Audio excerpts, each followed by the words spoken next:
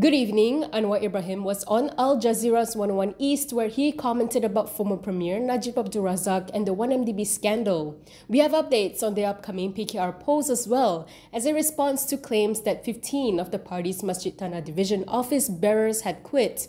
We also have an update on the lorry driver involved in the FRU truck accident. Stay tuned to KiniNews for this and more. Why is there an obsession about former Premier Najib Abdul Razak when there are many other corruption-related cases? This was the response from Prime Minister Anwar Ibrahim when asked about Najib during an interview with Al-Jazeera's 101 East. During the interview, Anwar said the 1MDB case is ongoing, but there are people who have been obsessed with them. According to Anwar, if you listen to them, the only problem in Malaysia is Najib and the 1MDB scandal. He pointed out that the case is still ongoing and they had not stopped the prosecution. Anwar stressed that 1MDB is a big, major financial scandal, but there are many other billions stolen that must be resolved. He also defended his decision to forward Najib's pardon application to the Federal Territories Pardons Board, stressing that he would have faced criticism either way. Regardless of public opinion, Anwar said he was simply upholding the constitutional rights of convicts. Towards the end of the interview, Anwar took aim at his critics, especially those he described as the so-called progressive voices obsessed with Najib's case. He said he thinks it's a blatant nasty trick by some of these crooks who continue to highlight Najib over and over again so that their case is ignored. Looking forward, Anwar said his administration should instead be allowed to focus on restoring good governance, upholding the rule of law, and ensuring judicial independence.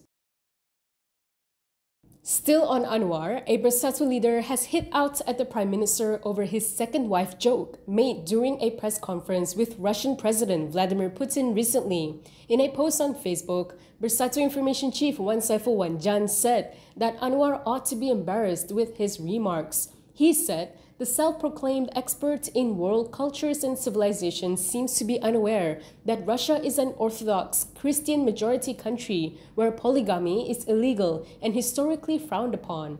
According to Wan Saiful, it wasn't just a joke. It was a display of who truly held the upper hand in that room.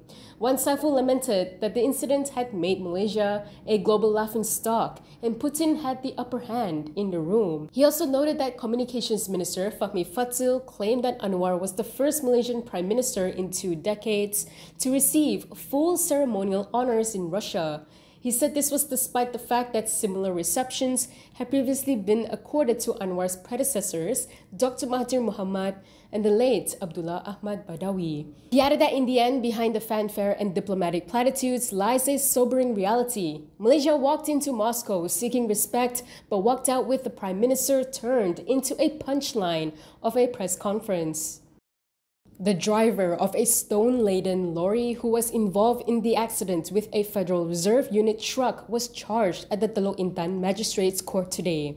Bernama reported that the driver, Rudi Zulkarnain Matradi, pleaded not guilty to 9 counts of causing the death of 9 members of the FRU in the accident on Tuesday. According to the charges at 9:05 a.m. on May 13th, the lorry driver was charged with dangerous driving in public, causing the death of the 9 FRU members. He has been accused of committing the offense under Section 41(1) of the Road Transport Act 1987 and could be sentenced to a maximum of 10 years in prison and a maximum fine of 20,000 ringgit. The accused can also be disqualified from holding and obtaining a driver's license for not less than 5 years from the date of conviction. The judge allowed the accused bail of 6,000 ringgit for all charges and complied with the conditions set by the Deputy Public Prosecutor to have his driving license suspended until the end of the case and to report to a nearby police station every week. The court has set June 17th as the date for re-mention of the case. Moving on to PKR, Nurul Izzah Anwar has once again voiced her opposition to the government's move to extend MACC Chief Azam Baki's contract for a 3rd term. She told reporters last night that she would raise the issue with her father, Prime Minister and PKR President Anwar Ibrahim, if elected to the party's number 2 post. She said she would bring it up within the party scope. Previously, Nurul Izzah had criticized the reappointment of Azam as an unwelcome decision. She had said the PKR needs to stand for reforms and we require the support of the Rakyat and our members to do this. She had also called for brave, courageous civil servants and personalities to rise to the occasion. In her speech last night, Nurul Izzah reminisced about PKR's struggle, which began in Kuala Lumpur after her father was sacked from the government in 1998, sparking the Reformasi movement. She also recalled her own starts in politics when she was fielded as PKR's candidate for the Lembah Pantai parliamentary constituency to challenge then-incumbent Shahrizad Abdul Jalil. If you like the stories we produce, consider supporting us by subscribing to Malaysia Kini. Click the link in the description below or scan the QR code on your screen to subscribe. 15 Masjid Tanah PKR division office bearers who won the recent party polls have quit with immediate effect. Two sources from Melaka and PKR headquarters confirmed the matter with Malaysia Kini. A source from Melaka PKR told Malaysia Kini that among them are its Deputy Division Chief Sunar Misran, Vice Chief Lee Kin Myo, and 13 committee members. Meanwhile, the source from the party's headquarters confirmed receiving their resignation letters at 12:30 p.m. yesterday. The source said it is understood that they resigned because they have lost faith in Masjid Tanah Division Chief Halim Bachik's leadership. For the record, Masjid Tanah PKR is one of the divisions where the body without the head situation occurred. This is where a group aligned to a particular leader wins in the party polls, but the leader himself loses. During the election for the division, Halim has defeated his challenger, Amran Othman. However, those aligned with Amran won the positions they contested. However, a PKR leader has said that the group had withdrawn their resignations plans. Fahmi Fazil also said that PKR may take disciplinary action against any division committee members who threaten to resign following the recent divisional elections, or against those attempting to disrupt the smooth running of the upcoming PKR National Congress. According to Bernama, Fahmi said such individuals may also be blacklisted from contesting if a re-election is required due to their resignation. He said PKR Secretary General Fuzia Saleh mentioned earlier that some divisions have divisional committee members threatening to step down simply because they disagree with or dislike the elected division chief. He added that she said if such action is taken, the party election committee, together with her, has decided that if a re-election becomes necessary, all those involved may be blacklisted and barred from contesting again. Fahmi was responding to the actions of a group of division committee members from Lenggong and Masjid Tanah who had threatened to resign following their dissatisfaction with the results of the party's divisional elections last month. However, Fahmi said that after further clarification was provided to both division committees, the groups decided to reconsider and ultimately withdrew their resignation plans.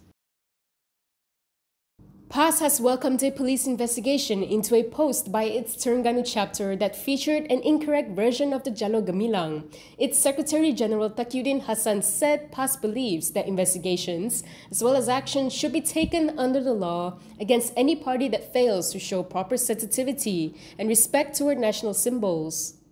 He acknowledged the error by the party's Terengganu division and said it supported a transparent, fair and firm probe to ensure that such insensitivity, negligence or errors are not repeated. He said as citizens, PAS believes that all parties are obliged to show the highest respect and pride towards national symbols at all times and in all situations as a reflection of our national identity and patriotism.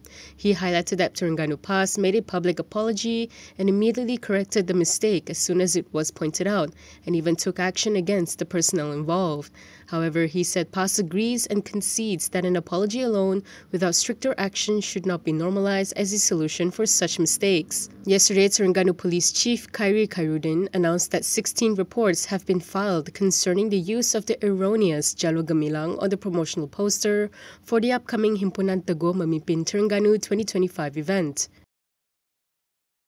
Subang MP Wong Chen has recently suggested that lawmakers should get a higher salary. However, Bersatu Youth criticized it, calling the proposal ill-timed and disconnected with Malaysia's current economic hardships. Yesterday, Kinitv posted a poll to get your views on the issue. Let's take a look at the responses. A majority of voters opposed this proposal, agreeing that it is economically unfeasible at this time. Meanwhile, up to 17% of voters support the proposal, believing that it could enhance governance and reduce corruption. Others thought that an increase should be given. However, there should be no pension. Some viewers also agreed with a higher pay but call for stricter punishments and penalties if they are caught in any acts of corruption. What are your thoughts on this? Share your views in the comments section below. That is all from me today. For more stories, you can go to Kinitv.com. You can also follow us on Instagram, X, YouTube, and Facebook for the latest news updates. I'm Camelia. Thanks for watching.